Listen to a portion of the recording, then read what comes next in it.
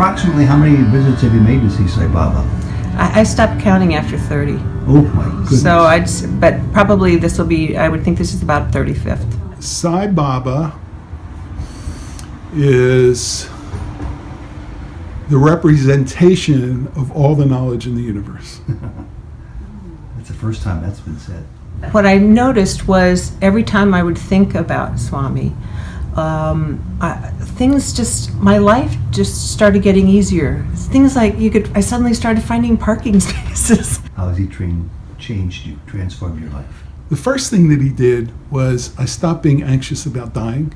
And the last thing was really something that Madame Baradwaj, who's the director of the hospital, told me last February. I was sitting in her office, whining a little bit about some projects that weren't getting done. And she looked at me and she said, well, why do you think we're here? I said, well, we're helping people and we're fixing the hospital and we're doing this and we're doing... She said, no. She said, we're here for our transformation. You do your work and he decides what gets done. Just keep doing your work. Who is Sai Baba? The realization that he is my mother and father totally just overwhelmed me.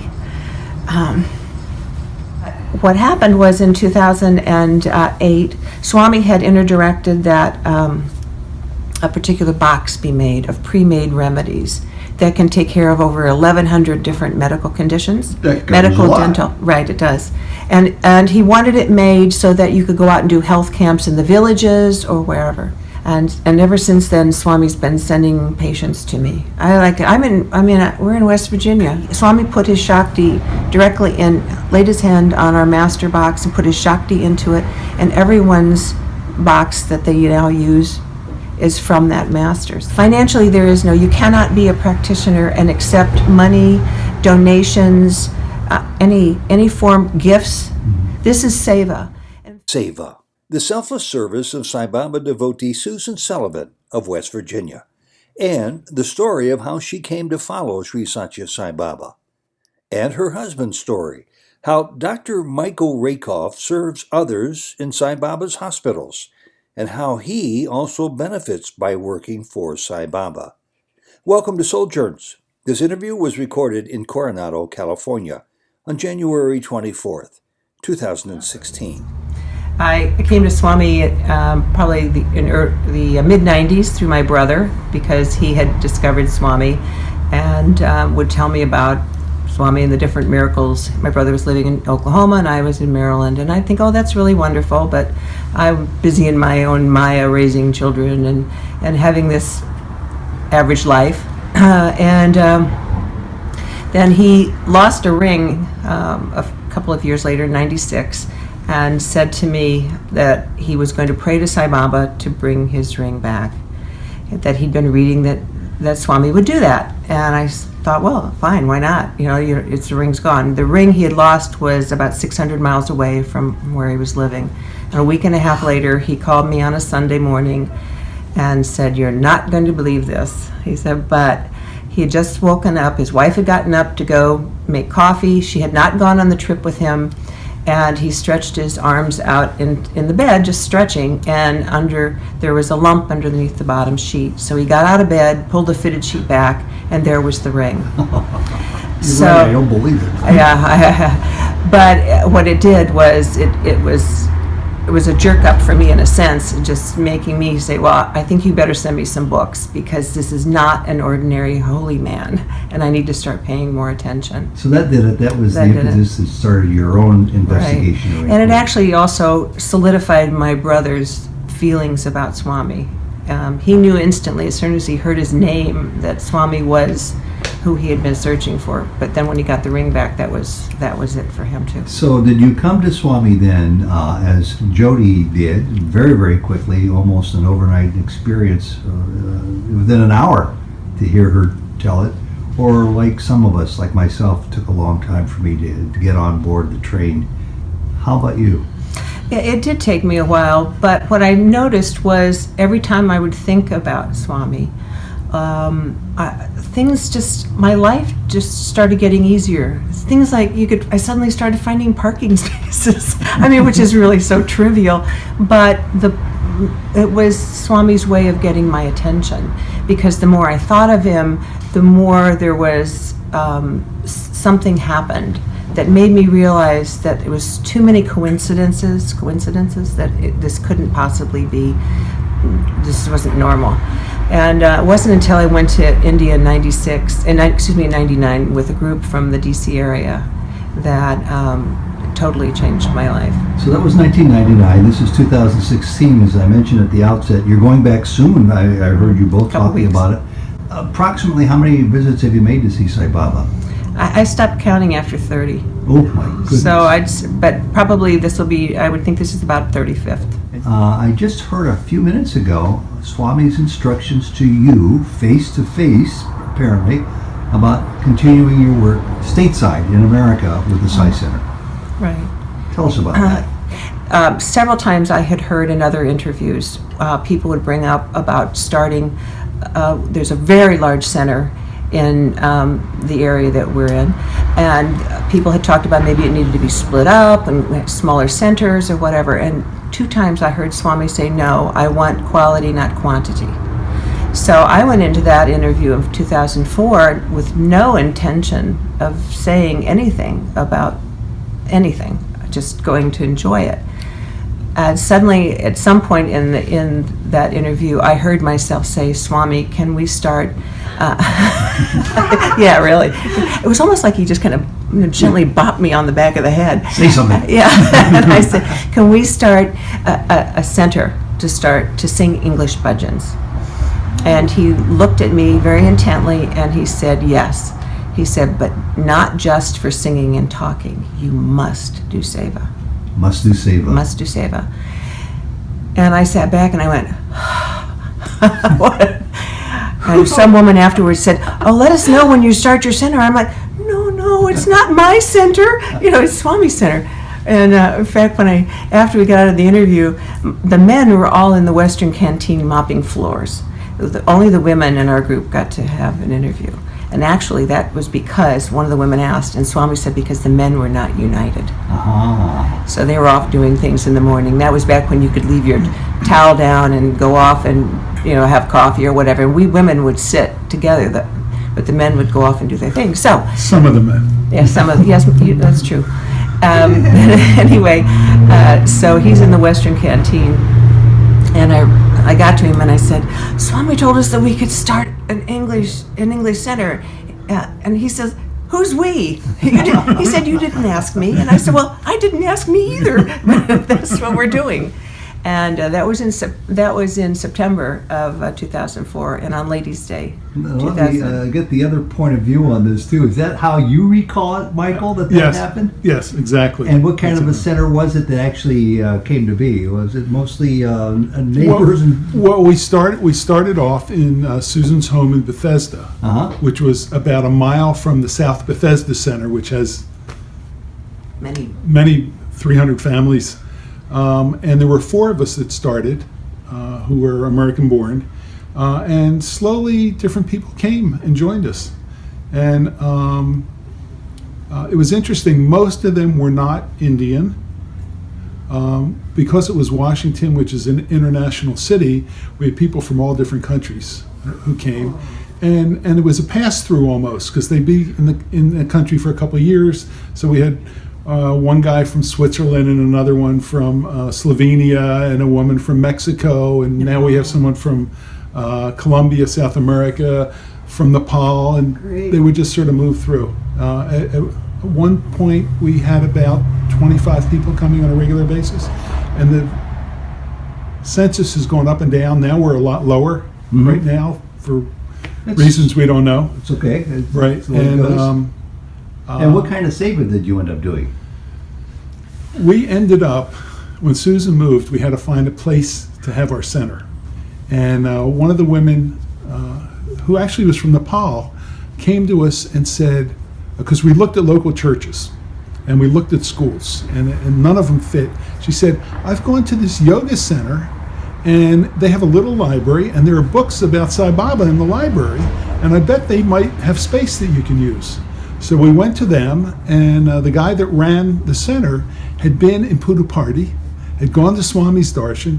Swami had put vibhuti on his forehead, and he said, yes, you can come, and you can join us because we have a group on Sunday. And Susan said, well, we have to have our own, and kind of left it at that. He called back and he said, for Sai Baba, we have to find a way for you to be here in our yoga center. So they had a small room that we used, and a few years ago, they expanded the room and dedicated it to Sai Baba. How did you come to Baba and when? Well, it's her fault.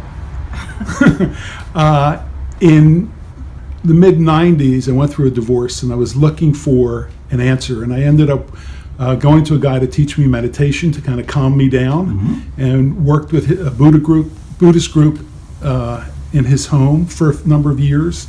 And then I ran into a guy that I knew who was a Native American, and he started taking me out to South Dakota to work with a Lakota medicine man. And I became a Lakota pipe carrier in that time.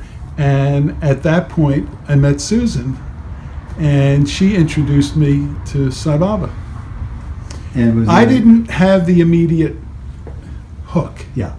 But when she went on her trip in '99 and came back, the group had 3 interviews in 10 days. And the leader of the group, Sheila Nyack, organized for the group to meet the first Saturday of every month to do service. And I naturally was a Seva guy, so I started going and doing that with them. And what I knew nothing about Sai Baba. I didn't like going to the center, but those were the kind of people I wanted to be with. That's great. So I got very involved in doing that. As you point out also that you're an MD, you're a medical doctor, and I know how rigid the standards are for anybody in the medical profession to do seva in this country, in America, because of all sorts of concerns. Were you hemmed in? Were you finding your hands tied as a doctor wanting to do? Actually, I was tied because of my career. I had stopped practicing about 10 years before that, and had given up my license because I was doing management consulting for hospitals. So in 2001, I went with a group, and for the first time I was in an interview with Swami. 2001. 2001. 2002 was the interview. And I had had a Swami dream the night before for the first time. And this was in Vrindavan. A skeptic might call that a coincidence. It could. And in the dream, he said, "What do you want?"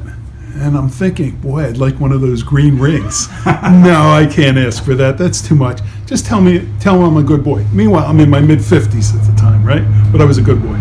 So I wrote it in my journal, and Susan was already gone to the Western Canteen to chop vegetables, so I couldn't tell her. We went to Darshan. After Darshan, our group was called. And then a group of us were asked to go into the small interview room. They talked to one guy, and then he looked at me and asked a question that I didn't have the answer to. And he put his hand on my head, and he said, "You're a good boy." Just like I asked in the dream. And then he said, no more politics. All you do is worry about politics. No more politics, just do your work. How did you take that he may have meant that about the world scheme, political parties, or politics within organizations that you work with? I was involved in politics in the 60s and 70s, and I was very, very involved up to my eyeballs, and I still was looking at it that way. So I just stopped. Interesting. Whoa. And I thought what it meant was I had to practice pediatrics. So for the next year, I went and took continuing medical education courses so I could get my license back, because I figured when I went to India, I'd work in Swami's hospitals. So I went to meet with the Board of Medicine in Maryland after this year doing all that, and they said, "We can't. It's been too long. We can't give you your license. You got to go and take all the basic exams again." So I was like, "All right, what do I do now?" And so in a dream, again in Vrindavan the next year, I asked, Swami came up and I asked him, and he said, "Goldstein will give you work to do." So I wake up and I say, "I heard the name Goldstein, but I don't know who he is." Dr. Goldstein, then the Michael Goldstein, head of the American and International Sai Baba organization. So I said, "Someone will have to introduce me to him." So we went to Darshan and went to breakfast in the Western Canteen, and who's standing in front of me in line? Michael Goldstein. There's three canteens, thousands of people, and you're standing in line with him. Isn't that the way it always seems to work? It is. So I tapped him on the shoulder. I told him about the dream. He said, sit down. So I got to work with the U.S. Medical Committee writing rules for medical camps and stuff like that. And then in '05, there was an international medical conference in Party. And I went early with the medical committee. And at this medical conference, the doctors did all the secretarial work. We made the packets and we did the rooms and we did all that kind of stuff. And it was fun, you know, Swami's way of doing it. And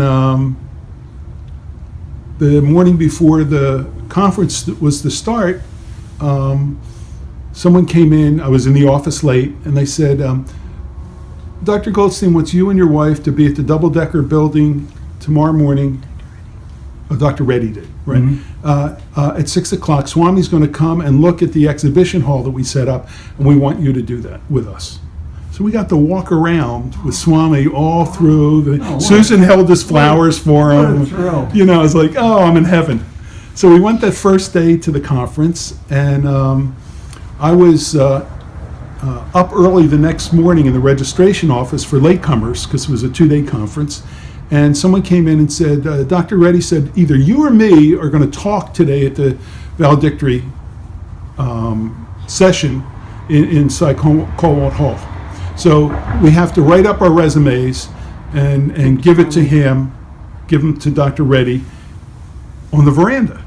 Now, because I wasn't practicing as a physician, I had never been on the veranda. I said, well, what do I do? I said, well, go in that gate and pretend you know what you're doing.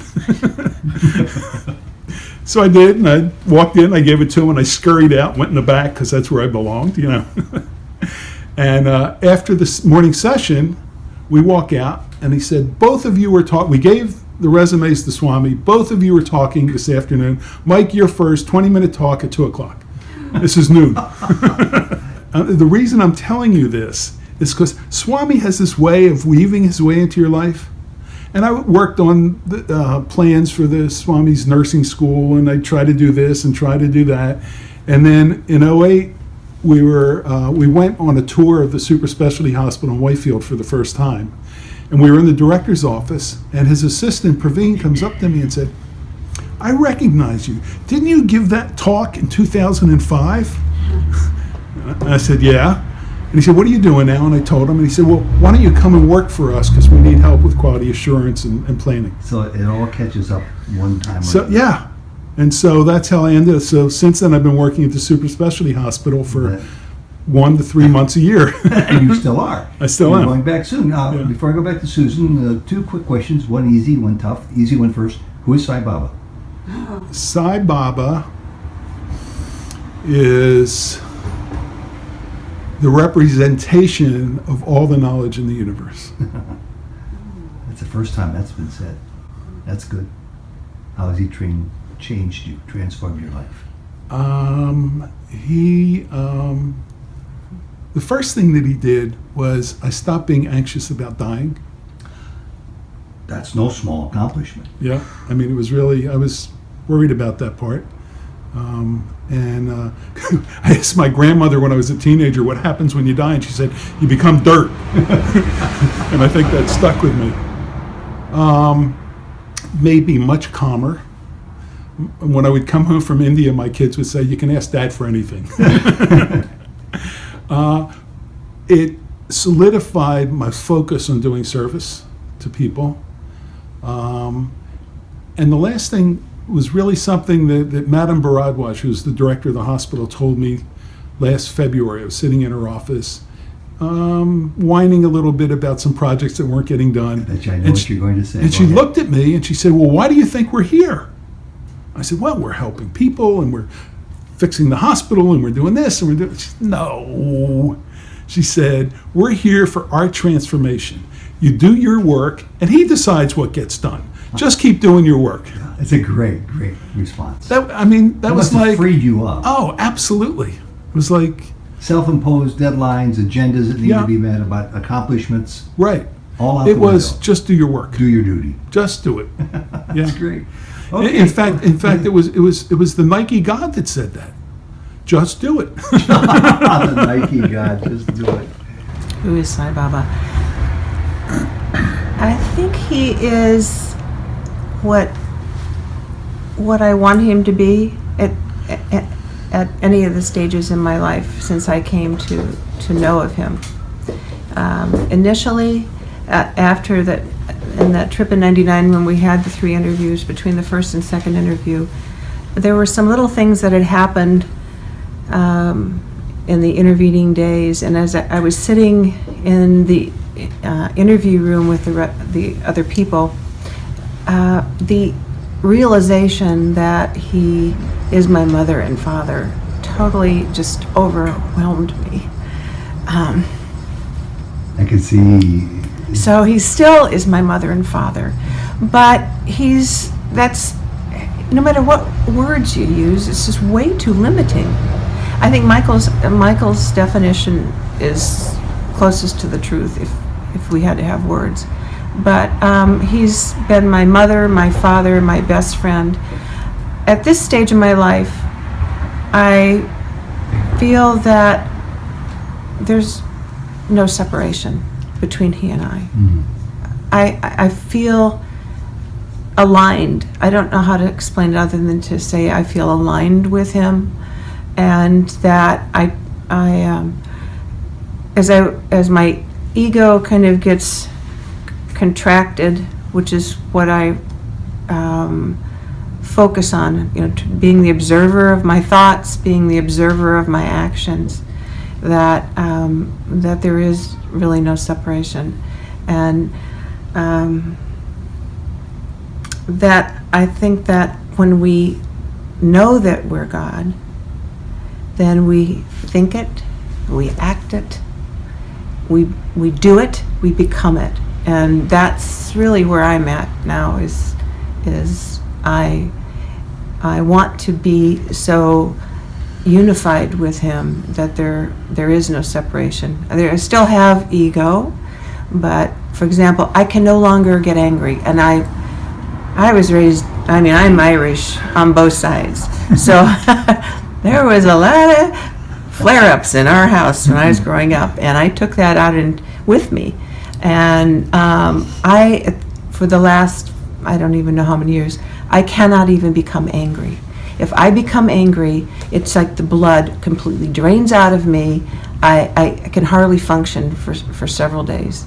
I'm reminded that you are a student of something that Jody and I know a whole lot about. In both of our cases, it really brought us to Baba. It's called A Course in Miracles. Yeah. A quick overview of your involvement, what it is, and why it's played a part in your life, bringing you to Baba. Well, I did start out with that because my brother Mark was reading that. And the book itself is so tremendous that you can really just read a sentence or two and you have to ponder it. So it is certainly not a quick read. And it's about non-duality. Absolutely, right. For the Westerners to Yes. absorb, maybe for the first time in their lives. That's right. Since it's not talked about Right, here. right. So I went right to the teacher's manual, I have to tell you, because I Is needed. that the Irish in you? Yeah, I read books back to front. And so each day there was a lesson plan, and you're the chair, you're the whatever it was, and which was such a foreign concept to me. You're not your thoughts. You're not your thoughts, right? You're not your actions, and to be aware of them for the day or whatever. So that in itself opened me up to realizing that there's so much more than this little world that I'm living in, and that there is a whole other world, a spiritual world. And that was enough that when Swami came along, it just flowed right into Swami. So it was quite beautiful. 1-2 punch that you can't ignore. No, that's right. Yeah, we That's right. feel the same way. Yeah.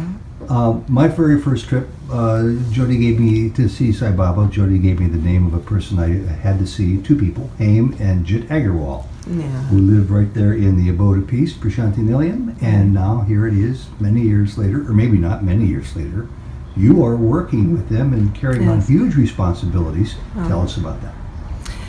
Well, again, in that trip in '99, I had a roommate, a young girl, 19, and one night she was going somewhere, and I said, "Oh, where are you going?"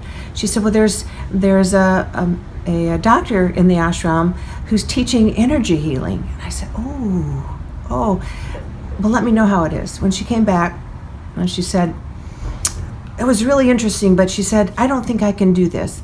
I said, well, then take me tomorrow night. Would you just introduce me?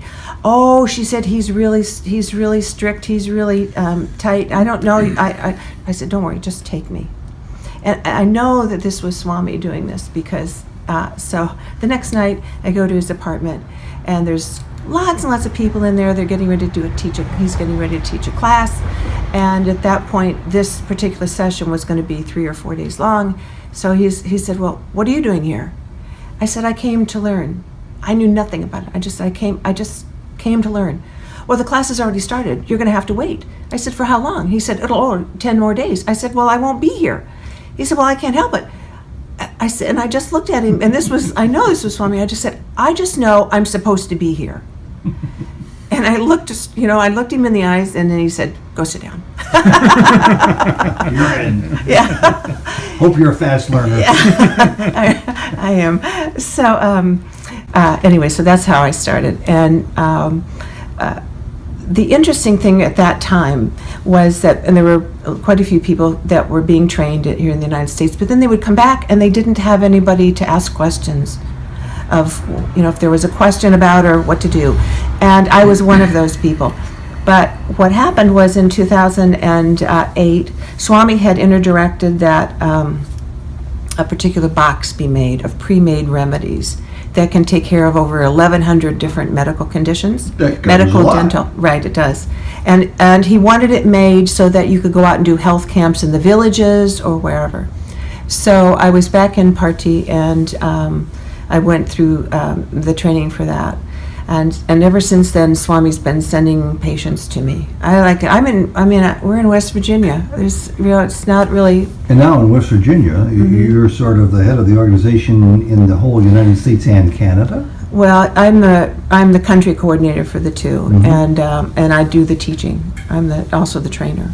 Does everybody come to see that there's been some sort of a healing psychologically, physically, or in some other respect? You're talking about patients? Yes. Oh, many.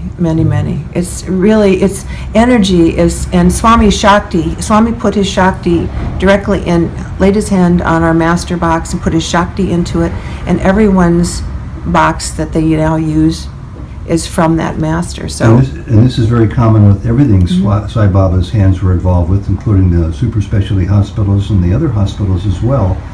Something, because I'm sure people are curious, how much does Susan profit from this? Susan profits. I mean, financially. Well, I'm going to get, Susan profits enormously spiritually. Financially, you cannot be a practitioner and accept money, donations, any form, gifts. This is seva. In fact, when people ask me, well, can I pay you? And I say, no, there's not. And they say, oh, well, I want to do something. I said, look, if you didn't come to me, I couldn't do my seva. So it's really me thanking you for coming. So it's a give and take in that some level. The movement of Vibrionics is growing around the world. We even have a website.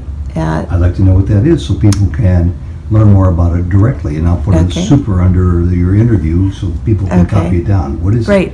It's a Vibrionics, so it's www.vibrionics, VIBRIONICS.org. Repeat it one more time. Sure.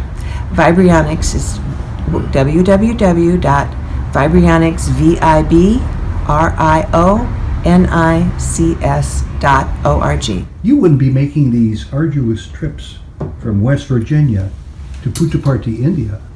Why do you do it, and what do you get back from it? It's the most rewarding thing I do in my life.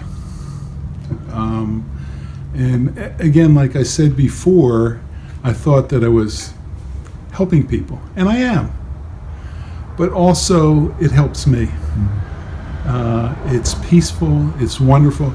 Even now, when I go to Puttaparthi and I'm in the ashram in the Sai Baba Hall, Swami's not there, but you sit there and you feel the energy. In fact, it's better because I used to sit there, keep looking up. Is he coming? Is he coming? I know. Now you sit there and you just feel that peaceful energy. Yeah.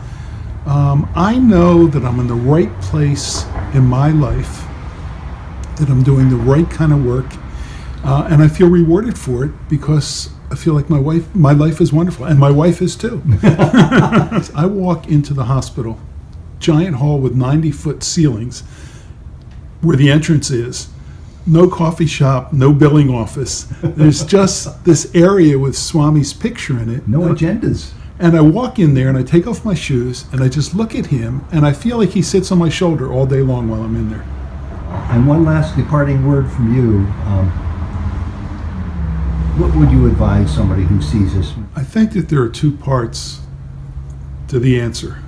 One part is if they have an interest in the organization, it's easy to find a center somewhere near them. But the most important message, I think, and the second part is if you want to change your life, do selfless service without expectation of reward. Mm-hmm. And whether you're in the organization or not in the organization, that's something that will enrich your life. You can do it when you go in the grocery store. Yes. Because the person behind the counter, which I was for 5 years in college, right, gets a smile from the customer, Yeah. right? It changes their day. Yes. And you can do that every day. Just for the record, we all know the answer to this question, but it hasn't been touched on. What is Sai Baba's primary message? Oh, I think his primary message is really love all, serve all, help ever, hurt never. It's so simple, and yet it's so all-encompassing. It's absolutely, that's it. So, what kind of a gem do you want to leave us with about your many years on this path now, which hasn't always been easy, which has been filled with many surprises, It's and true. still promises many surprises to Right. come. I think there's two things that were kind of where I'm at now, and I used to be very anxious. I grew up very anxious. My mother was an anxious person. I didn't realize it, but that's what I look back and I realize that now in hindsight. And with Swami, and whether you call him Swami, you call your God, whatever name, if you have a form, or Mother Nature or whatever, but in my case it's Sai Baba, that whenever I feel like I feel anxious about something, or I can feel that I'm starting to worry about something, I stop myself and I say, I either trust him or I don't trust him. I either trust God, that God has my highest interest in mind, as well as whoever else may be involved in whatever that worry is. I also look back and I think, well, what was it that I worried about a year ago? What was it I worried about 5 years ago on March 5th? There's always something. So I for me, it comes down to, do I trust in the divine or do I not? If I don't trust in the divine, then I get caught up in the egoic worry and regret of the past or the present. So I find I can stay the majority of my time in the present and not get into that. If I do, I quickly can catch myself. So I think that's one big thing that I now carry with me is my trust in the highest good for all concerned.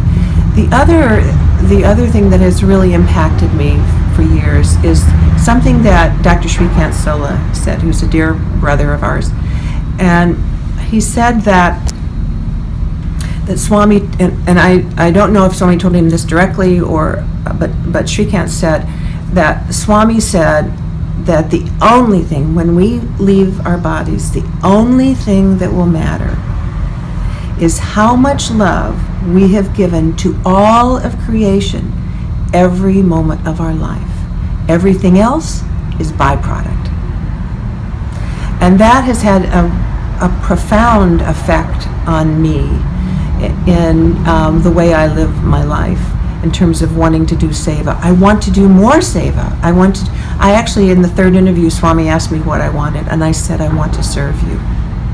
And he gives us opportunities all the time. It's whether or not we choose to take them. And we may have an opportunity that all the opportunities will never come again. So we try to take advantage of as many opportunities as we can. My Vibrionics is my seva. But that has had those two things, that whether I trust the divine, and the fact that all that will matter is how much love we give to all of creation. I give to all of creation in every moment of my life. Susan and Michael, thank you very, very much. Very enlightening. Chance meeting. Jody and I are showing up at Sharon and Sam Samwise's house 3 nights ago, and there you are in town for a wedding, and our good fortune to be able to meet you and learn more about both of you. Thank you, and Sai Ram. Sai Ram. Yeah, it's much more fulfilling when something negative, something that's difficult, like you Right. went through, happens, to get growth from it. Right. Redeems Well, if you don't accept, redeems it. but the thing is, if we don't accept what is, we're just going to be in pain. Isn't it love, joy, or Yes, saying? yes, right. Well, Swami says, be happy, be very happy. Be very